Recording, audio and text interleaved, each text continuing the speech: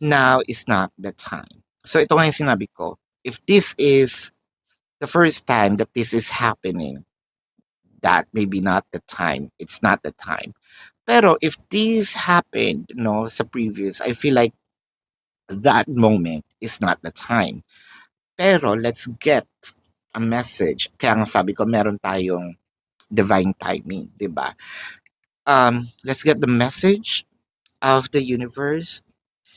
Don't allow negative emotions to fester. If you are feeling frustrated, angry, or hurt, for example, just acknowledge that. Instead of fighting your feelings, go with them and work with them. Then, true healing can really begin. So usually, ito yung sinasabi nating shadow works, no? Most of us are running from our problems. Um, I think that's human nature, no? But here, ang sinasabi niya is face the problem. Um, and what you can do here is parang gumawa ka ng isang bagay na pwede mong solusyonan, hindi takbuhan. Kasi kung tatakbuhan mo yan, naghahabulan lang kayo.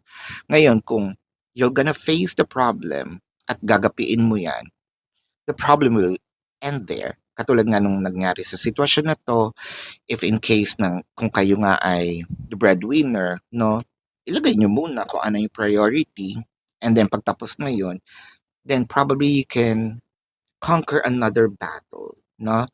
Um, this is your reading. Let's get or check the zodiac sign of your person or the people involved, no, sa reading mo. Kung ito man ay collective of people.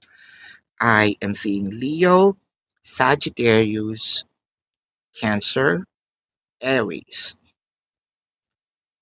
Taurus, Virgo,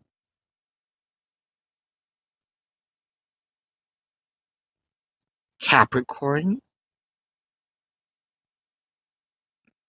Yeah, Leo is here.